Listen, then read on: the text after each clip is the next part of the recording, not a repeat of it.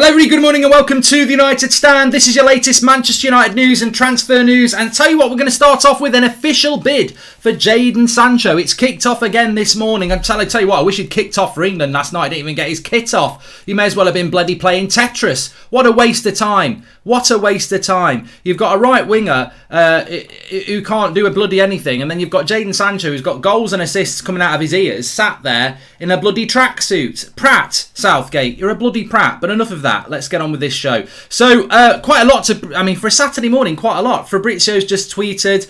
Let me just summarize. I think chronological is probably the best thing to say. So, last night, Disco Mirror, which some of you think is quite credible. I mean, this is the guy that said Mourinho was going to get the sack in 24 hours and he didn't. But some people want to say that he's credible. Mirror, for me, bin tier at times, but look, sometimes this guy is apparently quite right. He basically said last night that Manchester United were a long way off from sorting a deal out for Sancho. United want to pay 60, Dortmund want 80, and there's a long way in between. Then this morning we got at BVB Buzz, BVBB in Dortmund Buzz, very credible. They've said that a serious bid is being considered. Sorry, no, they said an opening bid has gone in from Manchester United, and Dortmund are examining that bid at this moment in time. And this is what basically kicked off the excitement, because a lot of people are saying that this outlet or source is very close to Dortmund. So if you are to take that as read, an official bid has gone in from Manchester United and is being currently examined by Dortmund. There's then a few people like Jan Olga Fjortoft who's come out and said a serious bid is being considered, which would back that up. And then there is Mr. Berger, who's also on Twitter. I think it's Patrick Berger. He's been quite good around Dortmund. He said that this is the same bid that went in a week ago, which was the 60, that got rejected. And then we've had Fabrizio Romano, who's just come out saying Sancho deal, Manchester United and Dortmund are still negotiating, players, campers, clubs confident and optimistic to reach an agreement, payment structure and add-ons key to complete the deal, but there's no total agreement yet. So, I mean, effectively, everybody stuck their nose in on this, and where we are is where we are. Now, I spoke to somebody this morning about this, about half an hour ago, and what they said is 2 weeks minimum before this deal will be done. Where they are with the deal, who knows? He said, Romano is probably one of the closest ones to the deal, but then again, Dortmund do leak out quite locally, so maybe what he said is that there probably is a bid that's gone in that's being considered, and there are little things that are being worked on.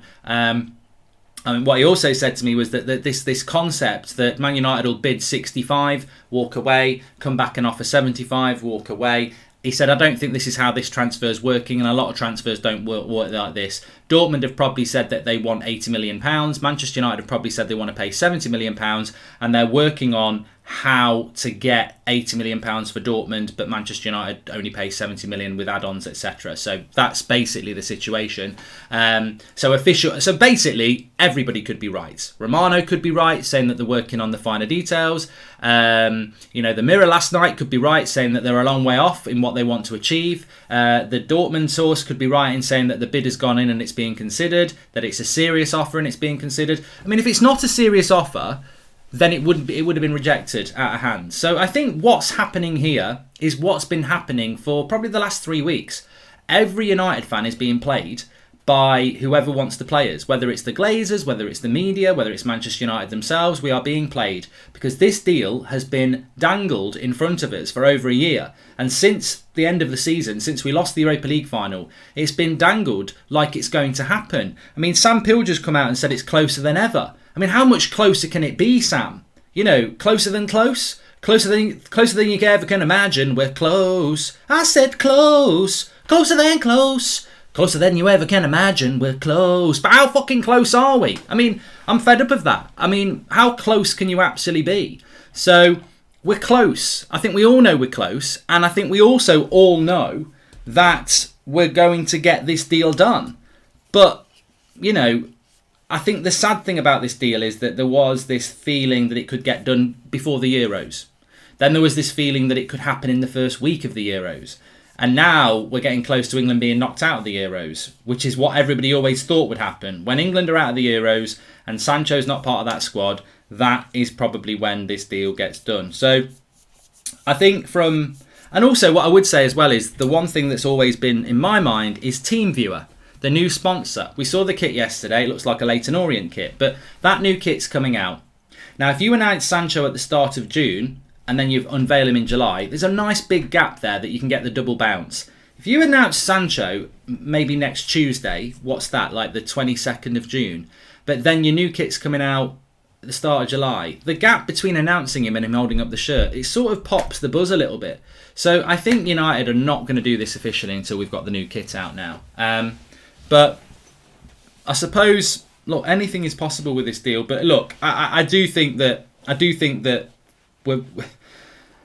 I want to offer some reality here that's not the bullshit that we're all getting on online. But look, the deal's going to happen. I'm not going to say the word close. The deal's going to happen, and United and Dortmund are clearly, very, very focused on finding a deal. Sancho's very focused on coming to Manchester United because we know the personal terms and everything have been done. And to me, this is just a typical Manchester United transfer that takes ages and gets played out in the media so much that by the time it does get announced, a lot of the joy has been sucked out. So it will happen, and I believe it will happen anywhere around the sort of 14th of July. Maybe if England get knocked out before that, we'll do it before the Euros. Why not? It could be in the first week of July. But if England go to the semi-finals, I think it'll be around the 14th of July. If England are out of the Euros, I think it could happen in the first week of July. But I think it will be very much dependent on when England go out. And I think United and Dortmund, quite honestly, are working on this deal. I don't think anybody. The funny thing is that these ITKs will always expose themselves, because for the last 3 weeks they've been saying the next 24 hours a bid's done, it's deal done, and they then delete their tweets, and then they'll come back again and people will fall for it. But you should always screenshot these deal done tweets and keep them, because the bollocks we've had to put up with over the last few weeks is a joke. And I've always been quite consistent. Look, if anybody, anything can happen in football. United could announce Ronaldo tomorrow. We won't, but it could happen. Nothing would surprise me. But on this deal, I've always been very consistent that I felt that this deal would happen after England had been knocked out of the Euros in early July, after we've announced the new kit. And I think we are heading straight towards that. So I don't feel. And what was it Romano said? 2 or 3 weeks we'll know. I think that's what we're looking at. So official bids are probably true, but official bids, look, the example is this. My neighbour's got a car I quite like. I go round, he wants 30 grand for it. I say I'm going to give you 20 grand for it. He goes, look, I'm sure we can work out on something. I'd love to sell it to you. Great, I'd love to work with you on it. Let's have a beer and let's go and have a chat about it over the next couple of weeks. Thanks. And I think that's what's happening with United and Dortmund. I think there is a willingness on both sides to do a deal, and they will find a deal. And everybody's optimistic and confident. I think Wales have been more enjoyable to watch than England this Euro so far, Mark. Found England's style of play very dull, says Joshua Bellwater. On England, I would just say that they're shite, and probably there with Turkey at the moment. I'm not a Martial hater, says Ian Singh, but the way our board is, it'll be wise to sell Martial class CDM. Well, I want to move on to other transfer business now, because I think dwelling on Sancho beyond the breaking news was always going to be a little bit lame. Really, it's not massive conversation. Really, it's just an update on that. Just on the Euros in England and Manchester United, I interviewed Manchester United great Teddy Sheringham a few days ago. The link's in the video description. Do check it out. He's talking about. We spoke about United. We spoke about what United need this summer, as well as obviously scoring that goal in the new camp, his time at United, a little bit about England, but we were talking about like strikers, what United need, and very interesting from Sheringham again. Another ex-United player that, well, watch it, has a very different opinion on what United need to bring into the club compared to us. And it was the same with Paul Ince, and it's been the same with other people like Gary Neville. So it's really interesting how these ex-United greats have a totally different opinion on us. Doesn't make it right, but it's well worth a listen. Hi Mark, although I really want Sancho to join, we really need to concentrate on getting rid of the deadwood as well, making top signings, says Dasbo. And we've got more news to bring you. I'm just going to bring it you now. The fact that Southgate isn't playing Sancho is probably a good indicator that he's a world-class player, says Jack. Well, I'd play Grealish off the left and Sancho off the right, and if that means dropping his favourites, that's what I would do. I think I think England lack creativity. Quite. England and United are quite similar actually. This obsession with the midfield pivots, when actually you can change that. And what frustrated me about England yesterday is that I've just seen it with United a lot last season. Everybody's taking 2 or 3 touches instead of passing it quickly. side to side, and then trying to hit a long ball. Very similar.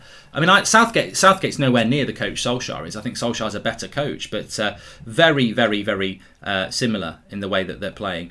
We've spoken about the Fabrizio Romano tweet. In fact, we've spoken about everybody's tweets. So thank you very much for those who have tuned in late and can't be asked to listen to the start of the video. Always fantastic. But yeah, I tell you what was fantastic, just while it's on the top of my head as well. Leven up. You know, what a show he did last night on the 10 o'clock show. Really, really enjoyed it. I watched half of it last night and then half of it this morning. But yeah, really, really good. And look, lots of changes coming towards the United stand. The call-ins are obviously back. We are trying to schedule a call-in. You know, if you don't remember the call-ins, love doing those shows. They're coming back. Just with the Euros at the moment, it's really difficult because for a calling, you need at least an hour show. And we're struggling to do an hour show in the evening because we can't do the 8 o'clock slot because of games. We're trying to do a 7 o'clock show, which we'll do tonight. But then to get calls in because the next game is kicking off, it's difficult. But the call-ins are back. Lots of new stuff for people to get involved in. As we see, we've got Leven involved. There's a couple of other people coming in. New signings. It's fantastically exciting. And then going into next season, some really exciting stuff for people to get involved in. So make sure you smash a like on the video, subscribe and keep your ears to the ground for all the changes and things that are going on. Really excited about it. And Leven's a fantastic signing for the team. DK says, I'm so fed up with the Glazers. So sorry for Ollie. I love him and I want him to succeed, but he needs to go if he doesn't win anything this season. He isn't a miracle man like Sir Alex. Glazers, well, we just say the Glazers crap. We might screw Ahmed's future by bringing Sancho. How do you see it, Mark? Says Shreem. Hello, Mark. You made a great signing bringing in Leven, says Amjad. Yeah, well, United stand and actually making moves in the transfer market that United don't. You know, it's not hard. It's not hard. Get me in as director of football. You know, get rid of the deadwood, get new players in. It's the way to go. Ruthless and aggressive. You've got to be ruthless in the transfer market in removing the players that you don't want here, and aggressive in the transfer market in getting the ones that you want in. And ruthlessness is bye-bye Mata, bye-bye Matic, bye-bye Delo, bye-bye Pereira, bye-bye Lingard, unfortunately. That is ruthless. And then, you know, get the players in that you need. But people need to realise, well, Victoria says it's not the same, Mark. Mate, it is. It is the same because these people who are our directors of footballs and CEOs, they're bankers, Victoria. They're bankers. Their background is in banking.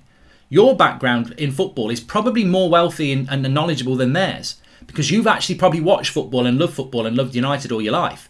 These people in charge of United, they're not even United fans. They're bankers. They're mates with the Glazers. They're not even United fans. Richard Arnold's not a United fan. I think is he a Newcastle fan or a rugby league fan?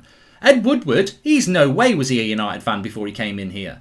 Matt Judge, was he a United fan? They're business people. They're business people. We're run like a bloody business. I'd have you as CEO, Victoria, over what we've got because you'd understand what the club's about. And look, people get obsessed about football. Oh, you've got to have done your coaching badges. You've got to have played the game. To be a CEO, they're much better than me. I'm telling you now, you'd be surprised. You'd be surprised. On any level, politicians, footballers, owners of football clubs, owners of Tesco's, they're the same as you. In fact, many of them probably don't even have the morals or intelligence you have. People get blinded. It's like, ooh, I'm blinded by the light. You're blinded by the light. Like, just because people are in positions of power, people think, oh, they must be more intelligent than me. They must be more knowledgeable than me. I've worked in lots of different things in my life, and I'm telling you, this industry, other jobs and industries I've worked in, those people at the top, they're at the top for many different reasons. Some are competent, some are lucky, some have had a hand up. And the reality is, that world they operate in is no different from the world that you operate in when you open up the cupboard in the morning and you're deciding whether you want Cocoa Pops or cornflakes. They're the same decisions being made by the same people. They're not superstars. They're not superheroes. And in many ways, they're quite incompetent. So don't ever think that you couldn't be a better director of football or a better CEO than what we've got, because their skill level in relation to football is questionable. Anyway, let's move on. I'm blinded by... It's the weekend. I could do that for a little clip. Someone could clip it up and it could be a massive meme. Ooh, I'm blinded by the lights. It's the weekend. Anyway, enough of that shit. Let's move on. So, we've spoken about Sancho. Let's talk about Raphael Varane. We're going to be talking about Locatelli as well. A little bit about Pogba, which links into Varane quite nicely. Watch-alongs today on That's Football. The England one was huge last night. Loved it. Loved the banter in the chat. Hated the game. France at 2 o'clock. Pogba watch. 5 o'clock, Bruno, Ronaldo. 5 o'clock, Spain, England, 8 o'clock. Some big games today. Looking forward to it. But let's talk about Spanish reports. I'm focused on Spanish reports at the moment. I don't even look at the English press about Varane. The great thing about Real Madrid is Real Madrid is obsessive. And when you're linked to a Real Madrid player, you go straight to the Spanish outlets. And I've been looking at this, the credible ones, and the reality is with Varane, the story stays consistent. And what I like about is transfer news is consistency. What I like about that Sancho update this morning is there's consistency. Yes, the deal's going to happen. People are optimistic and negotiations are happy and content between United and Dortmund. So that's going to happen, and that's a consistent story that we've had for a while now. With Varane, the consistent story out of Spain is that he is not going to stay. It's going to take a real big change of mind for Varane to stay. He's made his mind that he wants to go. Manchester United are front runners. PSG are monitoring the situation. So that to me is a consistent situation coming in from Spain, that Varane is going to leave, that United are in the race, and that PSG are monitoring. Look, I still think PSG win that race, and I'll explain why in a minute. But Varane is the ideal dream signing. And I'll say this right now. If we get Varane, low-key, uncontroversial, whatever you want to use as a statement, for me, if United sign Rafael Varane, it is a bigger, harder, and more important signing than Jadon Sancho. Mic drop. It is. I really think it is. Do you not agree with me? Because Sancho's a deal we should have done last summer. Sancho is a deal that we didn't get done because we're crap at negotiating. Nobody else is in for Sancho. So Sancho's Bruno Fernandes. Very good signing. Not saying the player's not good, but realistically, the reason it's been elongated is because our club is incompetent. There was no competition for Bruno. There's no competition for Sancho. With Rafael Varane, you are getting one of the best centre-backs in the world from a club that doesn't want to sell him, which is Real Madrid, and also where competition will reign. These are things United don't do. United don't take players from Real Madrid that Real Madrid want to keep. You know, if you think about Di Maria, they were happy to get rid of him. So we're taking a player from Real Madrid that they want to keep, which we never do, and then we're going to get our number one target, which we never do, in a position that is a huge priority, which we never do, and we're going to beat competition to get him. So for me, and look, if United are listening, I will stand up and applaud this deal. I think you're incompetent at a lot of things. But if you can get Rafael Varane at Manchester United, I will applaud it. Because it would be the biggest signing of the summer for me. Because it's not what we do. It's just not what we do. Jack Birtle says we should get Billy Gilmore. He's a good player, Gilmore, but we're never going to get him to Chelsea. Chris says, do you think we're looking at using Varane as a CDM as Lindelof seems to be undroppable in Ollie's eyes? God knows. He could be playing in goal, mate. We could be playing in goal. Man United need to buy players quickly, says Francis. Well, on Varane, just to add to that, this is not going to happen till July.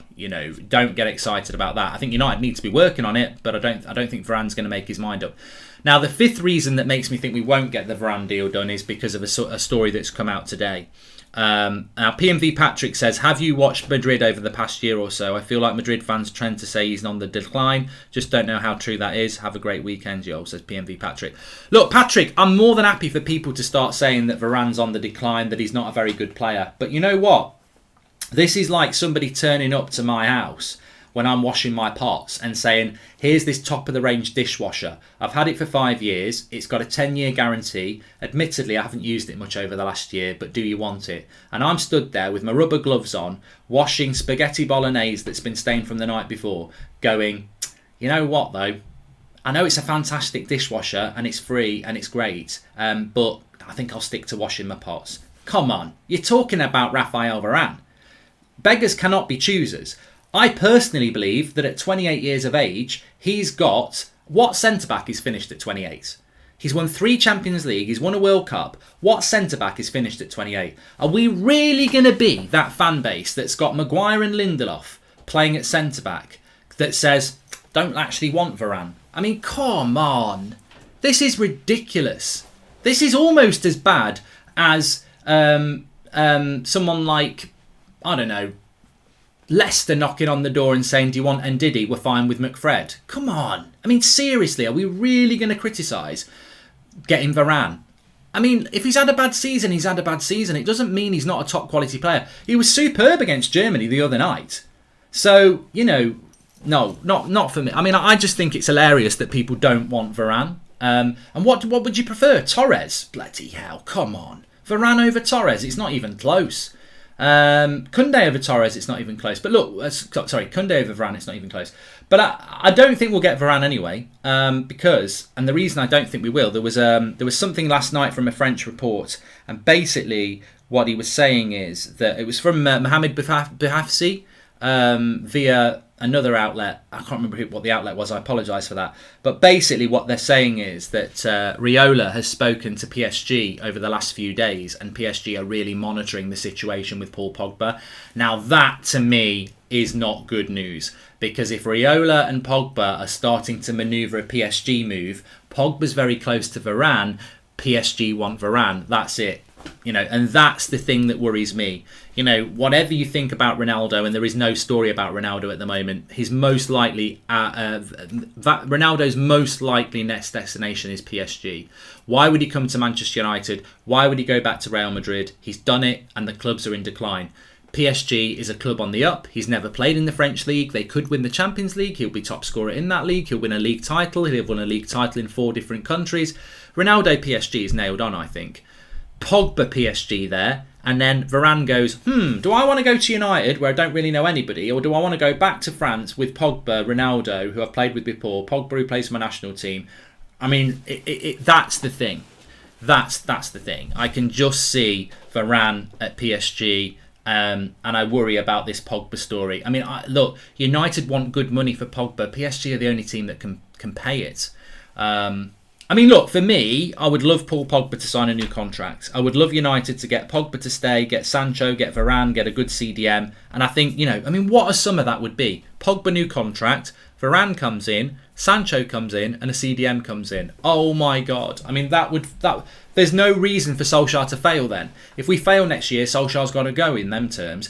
But what if Pogba does go to PSG and Varane goes to PSG and we get Sancho and we don't get a CDM? That's a worse summer. So this is what I mean, the knife-edge summer, I call it. And I think it could go one of two ways, really. It's interesting. But no, I don't think... I will say to United, I think if they can get Varane done, it's an amazing deal. There's no reason why we shouldn't get it done. If we were Chelsea, I'd expect Man United to win that race. There's no excuse not to get Varane.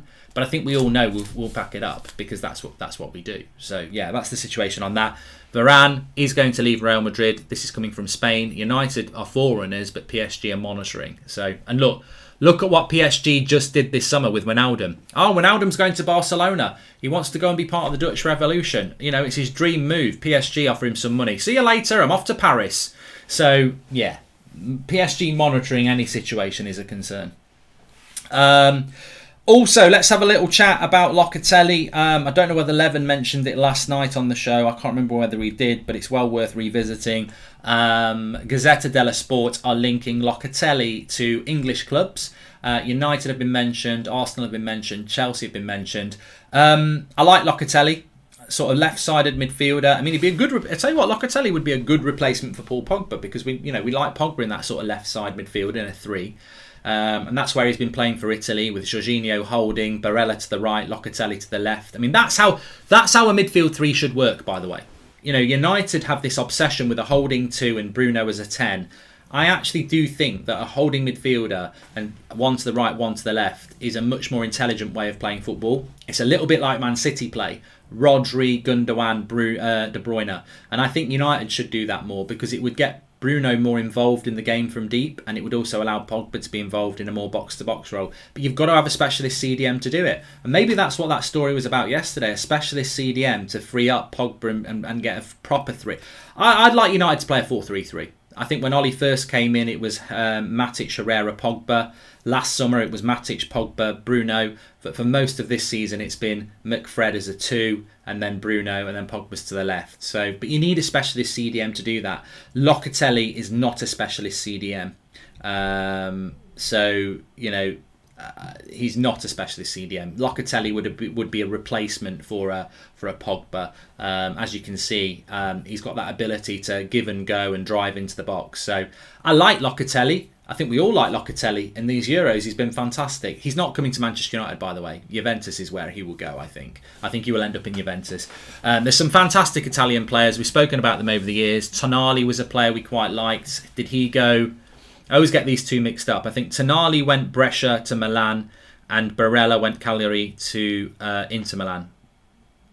Or it might be the other way. I'm pretty sure Tonali was Brescia and Barella was Cagliari, but someone could connect me on that. But Locatelli's another one. He's at Sassuolo, isn't he? So he will go to Juventus because mainly Italian players stay in Italy, apart from the odd exception. I think Verratti's one that springs to mind. So look, I like Locatelli, but I think he will stay in Italy, and also he's not. Locatelli would be, for me, if Pogba goes, he'd be a very good signing. But they're going to want a lot of money for him. They're going to want £40 million for him. We need to buy a CDM.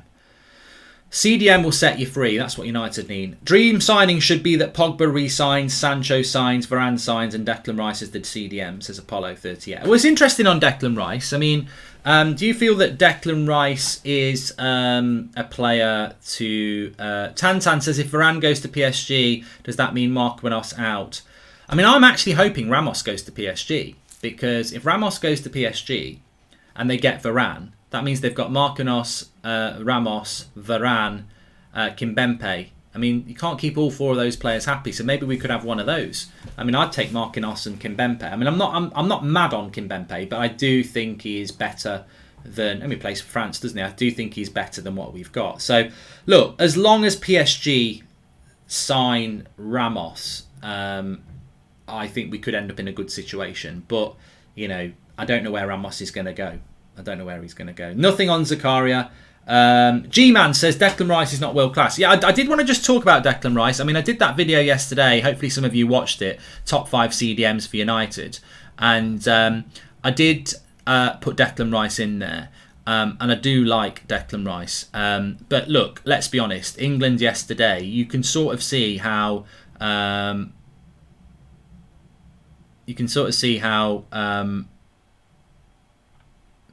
the situation with Declan Rice could be, muddied, I suppose. Because if you watch Declan Rice for England yesterday, England were terrible. And people will look at Declan Rice and say, well, he was a part of that. But then I think if you drop prime Michael Carrick into that game yesterday, people would have said Carrick was crap. And yet Carrick was a fundamental... pivotal point of United's team for a decade. So I actually don't put any blame on Declan Rice yesterday. In fact, I think Declan Rice at the end, we very nearly scored when he just thought, sod it, I'm going to take some responsibility, which I think he should do more. I don't think he's allowed to do it. I mean, Declan Rice's job is basically shield the back four and pass the ball 5 yards. I think Phillips had a bad game for England yesterday. So I would take Declan Rice in short. Locatelli would be a good defensive midfielder, but we don't usually buy Italian players, says Jamie. I mean, I don't think Locatelli's a CDM, Jamie. I really don't. So I think he's more of a box-to-box player. But look, there are box-to-box players that you could turn into a CDM. I think Ruben Neves could do it. I think Zakaria can do it. There's probably a few more. So, it definitely can happen. Swap between Pogba with Verratti or Marquinhos, says CA. Rice would say he's going to United but go to City, says David O'Donnell. Yeah, he's not popular with the Irish. Rice is overhyped and overpriced, says Miles. I think you're half right. I don't think he's overhyped. I think he's overpriced, though. I'm telling you now, Locatelli is a CDM. Look, I don't think United will go for him, but I think it's hard... Look, from what I've seen of Locatelli this season, and look, I'm a big follower and I'm a big fan of Serie A, but like many leagues this season, I didn't really watch it because the Premier League was so intense and there was games every day. But even looking at the little bits I saw of Locatelli and especially looking at him in the last 2 games for Italy, look at his goal. He starts from deep and he goes into the box after it. A CDM will never do that. That's not there. Imagine if bloody Rodri does it for Man City. He hits a ball. He goes, get out of the way, Gundogan. Get out of the way, De Bruyne. Runs into the box and scores a goal. What if that cross doesn't find him and a team breaks? Pep's going to be, where's my CDM? He's in the box, gaffer. He's just pushed Gundogan on the floor. I think Locatelli, to me, looks like a player that needs to be a box-to-box player. Is it just B, or does the new kit show exactly the issue we have with the Glazers? Poor quality, no heart or pride in the design, just lacklustre, says Michael Thackeray. Well, it's done by Adidas, so you know, I don't know whether you can blame the Glazers for that, but I don't think it's a great kit. But the problem with this is that United kits will, even when they look crap, people end up going, oh, I quite like that kit. So it will still shift. That kit's going to sell a lot of shirts. A lot of you are going to buy it, I'm sure, and a lot of that will be happening because of Sancho. So there you go. According to a report in Germany, United have made an opening bid for Jadon Sancho, but Dortmund won't budge on their transfer valuation of 82 million price tag, which is described as non-negotiable, and that's coming from Sky. So that's a little bit more United news coming in at the moment. Also coming in, how credible is this? Could be. Manchester City and Manchester United are set to make an offer for Sergio Ramos. Ramos demands a 2-year contract and an annual salary of 16 million and a 20 million signing on fee. Bloody hell. If there's any truth in that, we need to avoid that. I mean, I like Sergio Ramos, but how fit's he going to stay? Very expensive. Very expensive. Yeah.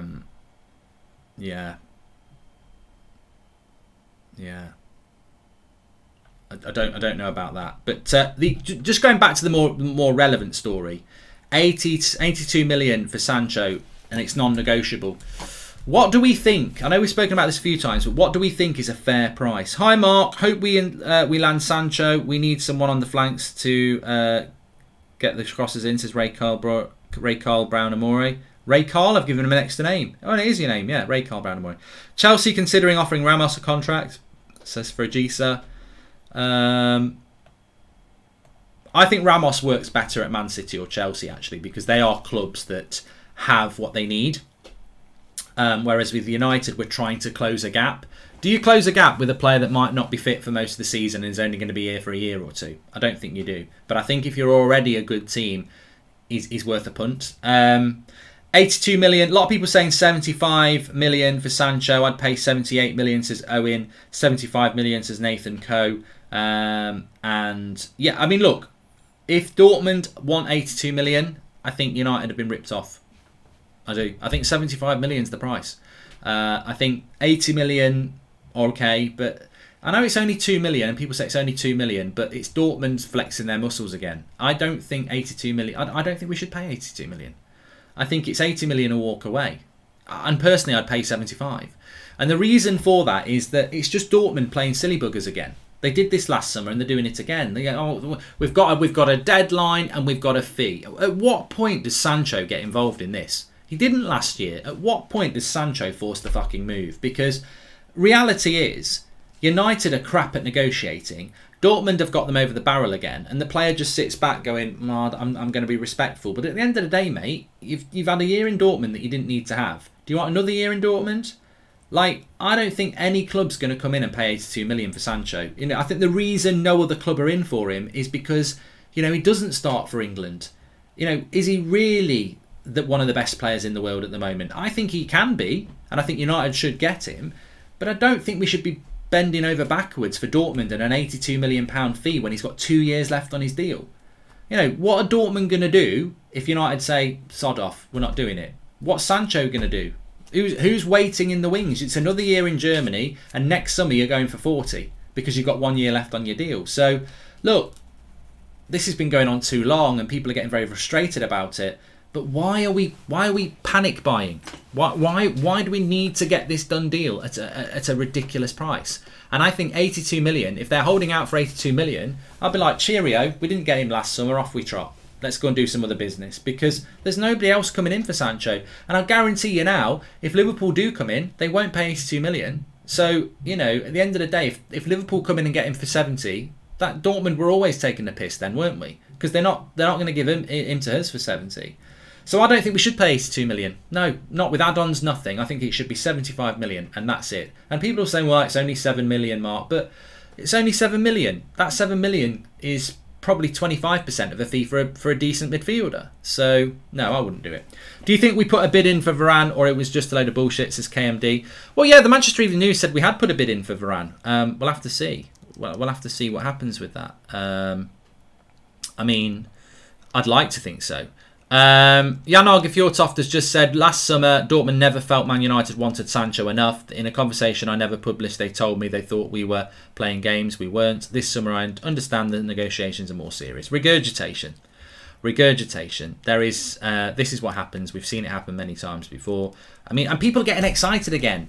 But because this is what happens with football fans. I'm sure many of you are getting excited. I'm not. I'm looking forward to the Germany and Portugal game. That's what's exciting me. But it's regurgitation of news. Like, United are close. Closer than close. Closer than you ever can imagine. We're close. I said close. Closer, yeah. Closer than we ever can imagine. We're close. I could just sing that all day. I quite like it. Close. Closer than close. In fact, I've got some headphones here.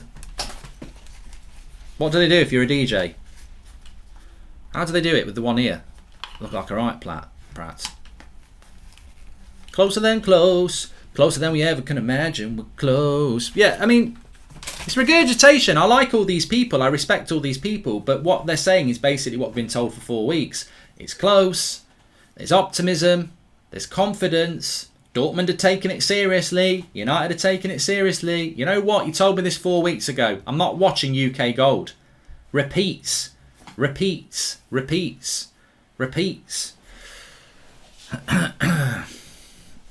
It's like a pizza with loads of garlic on it. It's repeating on me all the time. Anyway, look, we are where we are. The update is what it is. And I think in summary, this deal will happen, and it will probably happen as soon as England go out. That's what I would be looking for. If you're a Man United fan who doesn't support England, just hope that we get knocked out soon. And if you're a Man United fan who does support England, expect us to get knocked out soon. And then I think it will happen. Anyway, look, thanks everyone for watching. Really enjoyed the show this morning. And I can't believe somebody just said, Mark, you're recycling news. It's a news show, mate. I tell you what, I can't understand how thick you are, because we've been doing a news show for 5 years. A news show is bringing you the news. God, it frustrates me a lot of the time, but it will be sourced and I will tell you where it comes from. That's the concept of a news show. We give you the news and then we talk through it. And to be honest with you, the Sancho news to me is regurgitated bullshit, which we've had for 4 weeks. And I've said you that for ages, and I've told you that for ages. I think this deal will happen after the Euros. England are knocked out. But look, I might be wrong. I might end up being right. Teddy Sheringham interview, links in the video description. France watch along, Portugal watch along, and then 7 o'clock on the United stand. So that's your day ahead. And if you didn't watch Levin on the show last night, check it out. Really good video. I know it was a busy night for a lot of people last night, but really good. And he debuted on his own as well. Brilliant. Thanks for watching. Have a good day. Stay safe and take care.